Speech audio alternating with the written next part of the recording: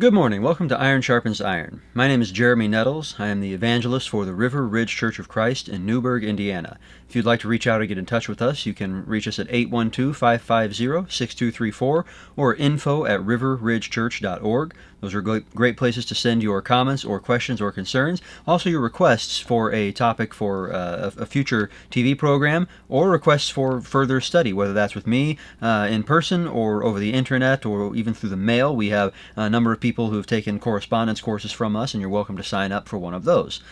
You're also welcome to check out our YouTube channel, youtube.com/River Ridge Church of Christ, and there you can find not only our past TV programs, which all go up right after they air on TV here locally, but also our live stream every week, Sunday morning for Bible study at 9 and worship at 10, and then again Sunday worship in the afternoon at 4.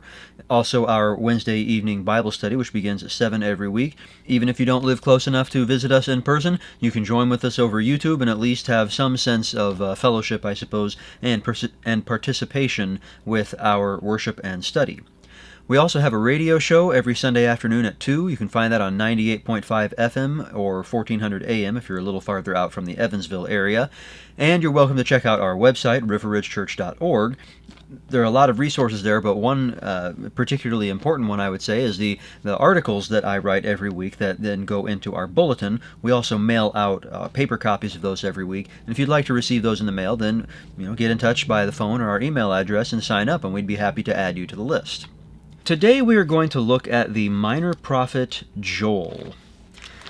Now, this is part of a long-running series that you might be familiar with if you're a longtime viewer of the program. We have been going through the entire Bible. We started with an overview of the whole thing in half an hour, and let me tell you, that was quite a rush. And then we have looked at separate sections, and eventually we got down to looking at one book at a time. Joel is actually the shortest of the books that we have overviewed yet, by a pretty wide margin. And we have looked at some pretty short New Testament letters as well, but there's a key difference here. Crucially important doctrine is present in those New Testament short letters. That's not exactly the same with Joel. Now, there are important things in Joel too. Don't think for a moment that there's not much to talk about with a little minor prophet that's only 3 chapters long. In fact, although we'll be able to get into more detail than usual and read more of its text, we're going to have to step lively in order to avoid getting bogged down and then running out of time. Now, Joel is the second in the list of minor prophets after Hosea. When did he prophesy? We don't really know. I've suggested in the past that the arrangement in the canon is meant to mirror the timeline. Maybe that's right, but we really don't know.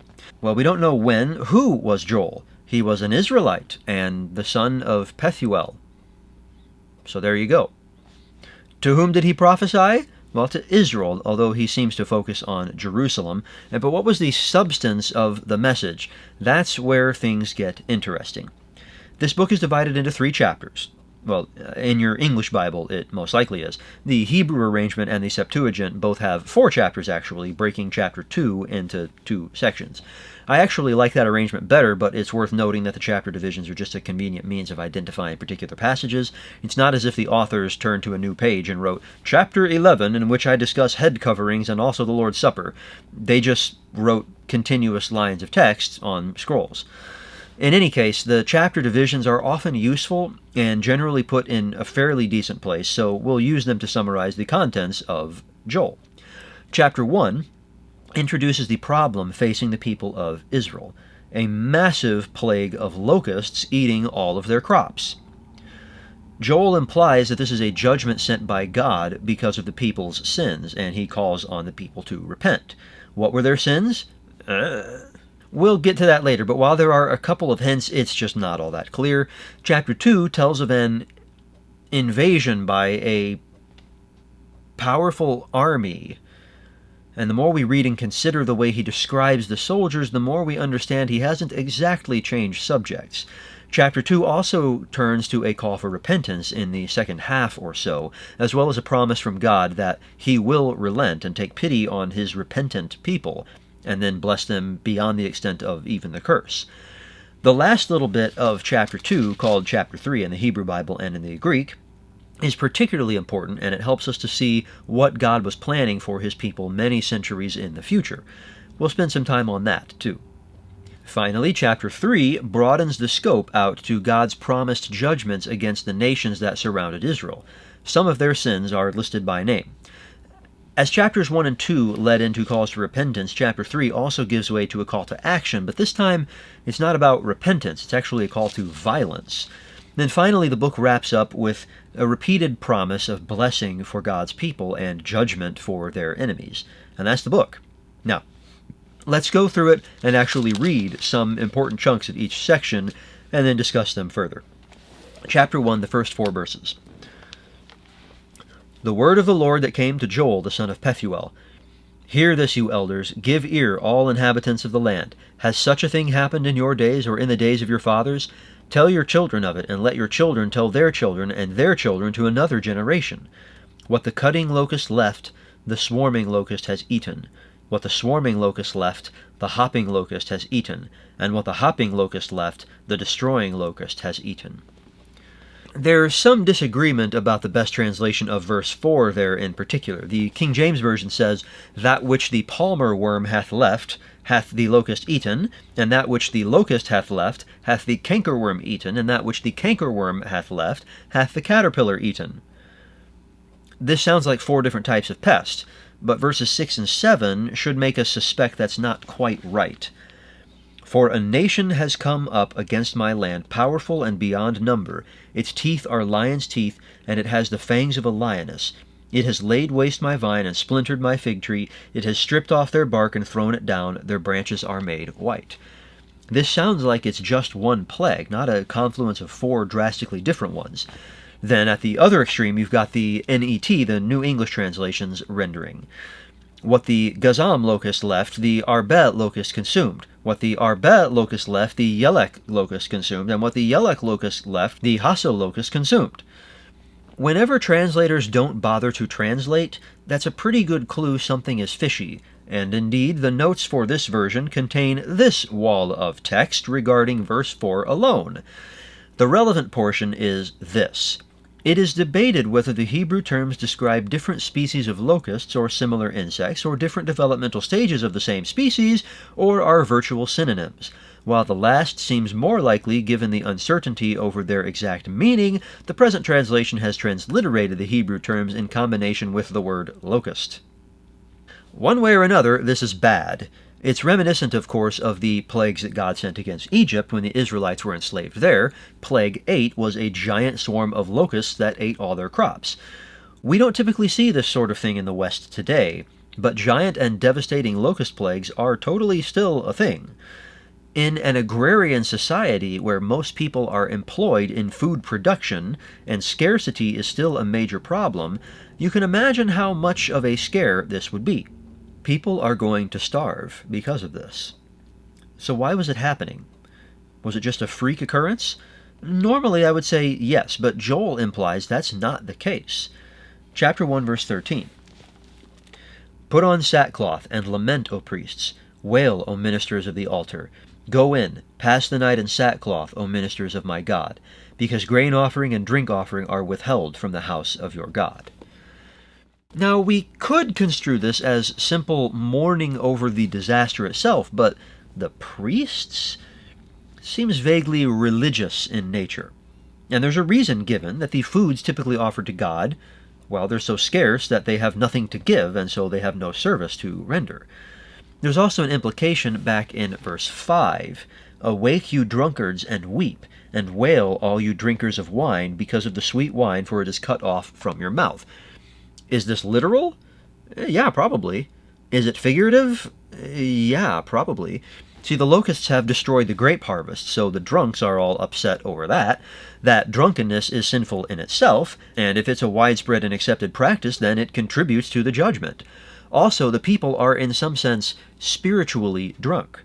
They're not seeing straight. They've lost their inhibitions towards sin, and they're making fools of themselves before God and having fun doing it. Oops. So what should they do? The leaders need to consecrate a fast, call a solemn assembly, gather the elders and all the inhabitants of the land to the house of the Lord your God, and cry out to the Lord. We also learn at the end of this chapter that the plague of locusts has coincided with a drought, verses 19 and 20. To you, O Lord, I call, for fire has devoured the pastures of the wilderness, and flame has burned all the trees of the field.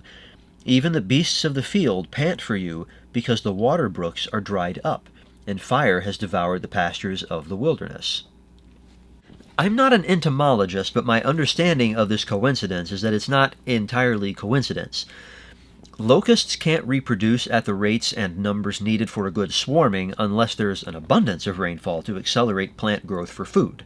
But if a period of excess rainfall is followed by a very hot and dry period, those elevated numbers of hoppers are provided with everything they need to grow and mature and reproduce quickly. And when the conditions are right, this can lead to massive swarms involving trillions of locusts. The American West dealt with concurrent drought and locust swarms in the 1870s and thereabouts. That's probably what happened here. And you can well imagine, drought combined with locusts just makes things that much worse. The locusts had already eaten most of the crops. Then the scarcity of water was itself a problem, and it caused the livestock, mentioned in verse 18, to dwindle. Even the wild animals are in trouble, so that's not looking good for future availability of food either. On top of that, the dry husks that remained were the perfect fuel for wildfire. Oh joy! So much for chapter 1. Things aren't looking good, but at least we're going to get some good poetry out of the mess. Chapter 2 is one of my favorite chapters of the Bible. Verse 2. Like blackness there is spread upon the mountains a great and powerful people. Their like has never been before, nor will be again after them through the years of all generations. Great. On top of everything else, an invasion. Verse 3. Fire devours before them, and behind them a flame burns. The land is like the Garden of Eden before them, but behind them a desolate wilderness, and nothing escapes them. Obviously there's some figurative language here. We saw wildfire at the end of chapter 2, but maybe this is about the invaders deliberately setting fire to fields and towns? But there's something odd. The land is like the Garden of Eden before them. Didn't we just get done with a locust plague and a drought? So how does this fit on the timeline? Maybe it fits before the locusts, or well after the locusts, something like that. Let's read on. Verse 4. Their appearance is like the appearance of horses, and like war horses they run. As with the rumbling of chariots, they leap on the tops of the mountains, like the crackling of a flame of fire devouring the stubble, like a powerful army drawn up for battle. So we've got cavalry and chariots bearing down on us. This is scary, but hang on, there's something odd here. Like horses? Like an army? I thought it was an army. Let's keep reading. Verse 6. Before them peoples are in anguish, all faces grow pale. Like warriors they charge, like soldiers they scale the wall. They march, each on his way, they do not swerve from their paths. They do not jostle one another, each marches in his path. They burst through the weapons and are not halted. They leap upon the city, they run upon the walls, they climb up into the houses, they enter through the windows like a thief. There's nothing too stunning there, but I suppose these soldiers are more agile than usual. I mean, scaling the wall and climbing up into the house windows, usually it's easier to starve the people out or to build a ramp, and when it comes to houses, to just bust in the door and take the stairs if you want to get to the second floor. The earth quakes before them, the heavens tremble, the sun and the moon are darkened, and the stars withdraw their shining. The Lord utters his voice before his army, for his camp is exceedingly great. He who executes his word is powerful, for the day of the Lord is great and very awesome. Who can endure it? Just what kind of forces does this army command that it can darken the sun and moon, and whose captain is the Lord? There's something to be said for massive troop movements kicking up dust and the fire creating lots of smoke and all that sort of thing, but for some reason this seems different.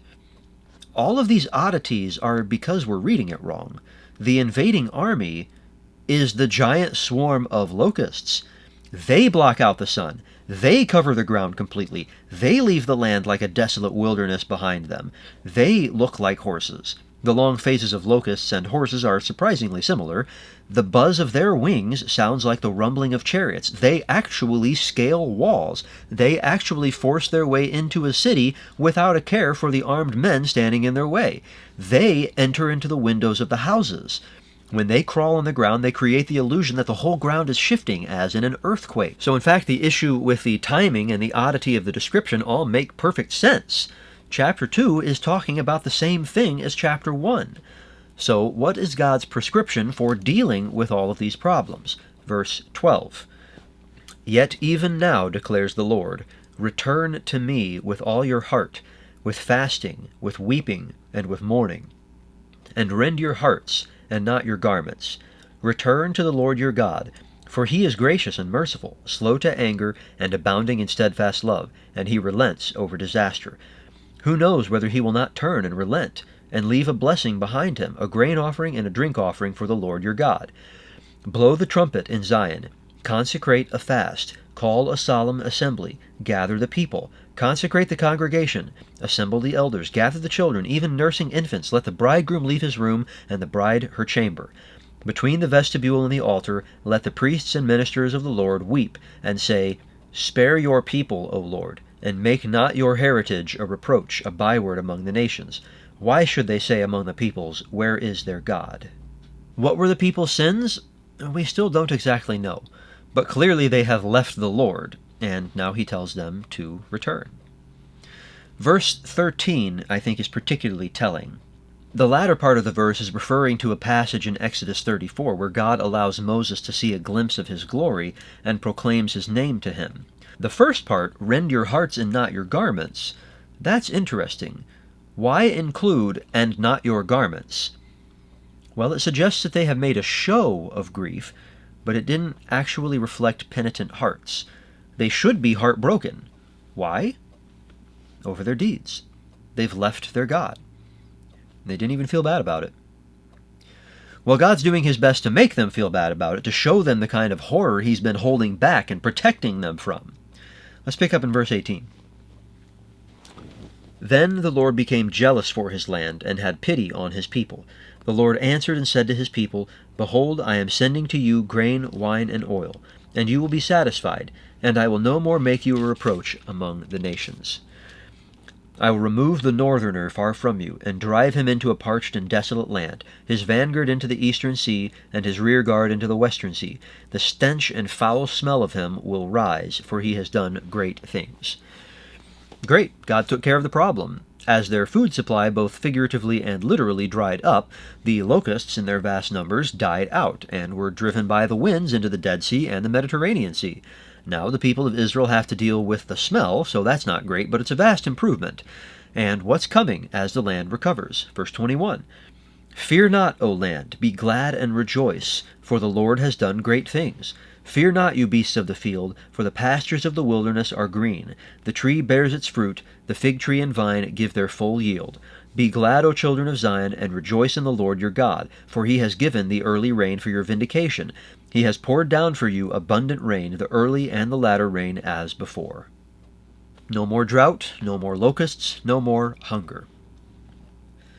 The threshing floors shall be full of grain, the vats shall overflow with wine and oil.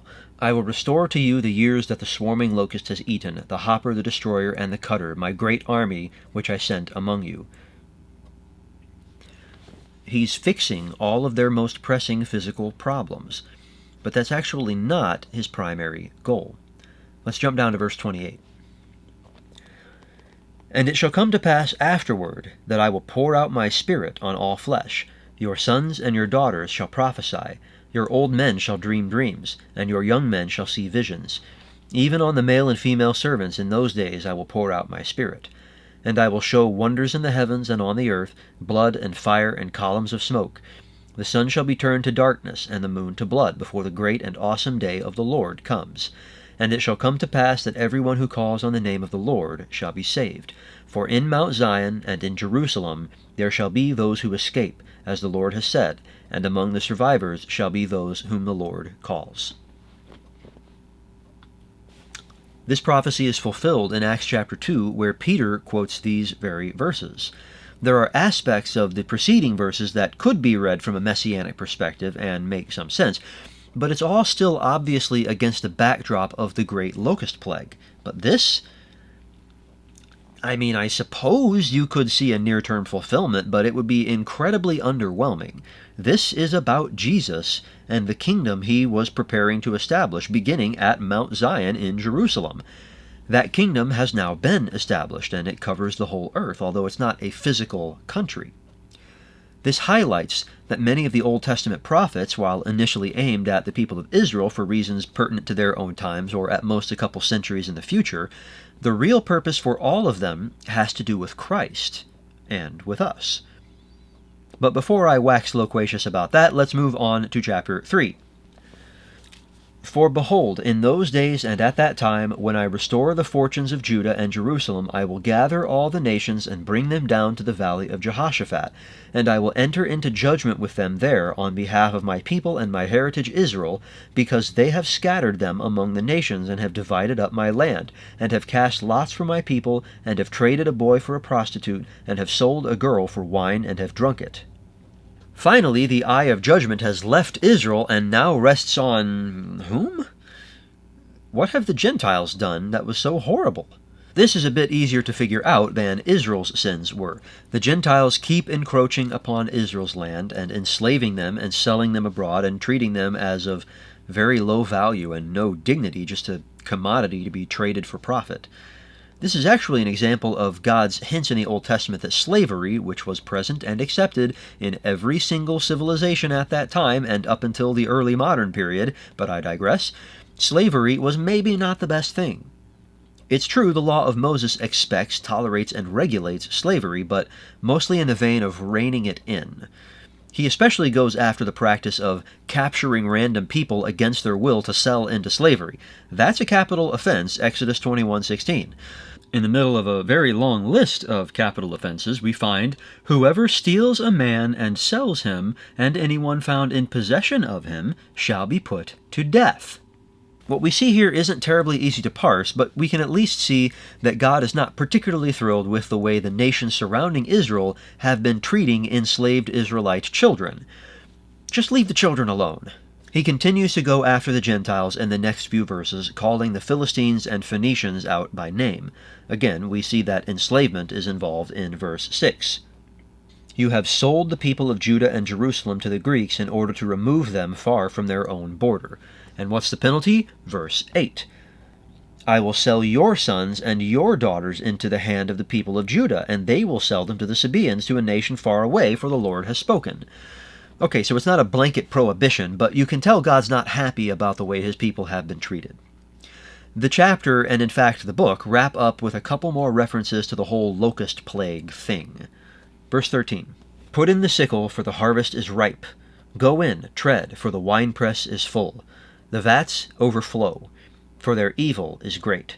Multitudes, multitudes in the valley of decision, for the day of the Lord is near in the valley of decision. The sun and the moon are darkened, and the stars withdraw their shining. The Lord roars from Zion and utters his voice from Jerusalem, and the heavens and earth quake. But the Lord is a refuge to his people, a stronghold to the people of Israel. It sounded like agriculture at first, and then it started talking about people being the harvest. So the Israelites started with no harvest because the locusts were destroying everything that they had. The great multitude was of locusts, but now it's of armies. The harvest is of these Gentile nations. The sun and the moon are darkened not by the locust swarms, but by God himself. The earth and heaven are shaking, not because the locusts make it seem that way, but because God is roaring from Mount Zion. It's as if he's taking some of the most striking aspects of the locust plague and saying, but it's going to be so much worse for the Gentiles who are treating my people this way. So ultimately that's the message. All these things that they have been suffering will be cast on their enemies, while they, God's chosen people, will be elevated above them and blessed by God. Finally, let's read verses 17 and 18.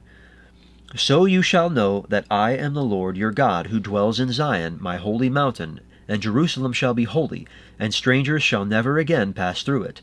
And in that day the mountains shall drip sweet wine, and the hills shall flow with milk, and all the stream beds of Judah shall flow with water, and a fountain shall come forth from the house of the Lord, and water the valley of Shittim. That's what's in store for Israel. But as usual, God's not just talking to Israel here. Remember back in chapter 2 how he directed our sight far into the future from the perspective of the distant past to the establishment of the church? Well, he's at least hinting at that sort of thing here, too. Anytime you read in the Bible the phrase, "in that day," it's a sure bet God is talking about something cataclysmic. It's probably not about a gradual shift in societal norms over a period of a few centuries. Are the mountains literally going to flow with wine and milk? It seems highly unlikely. But figurative language like this is also closely associated with God's messianic promises. What he's telling Israel is this. Right now, you guys are stuck in an incredibly crummy predicament.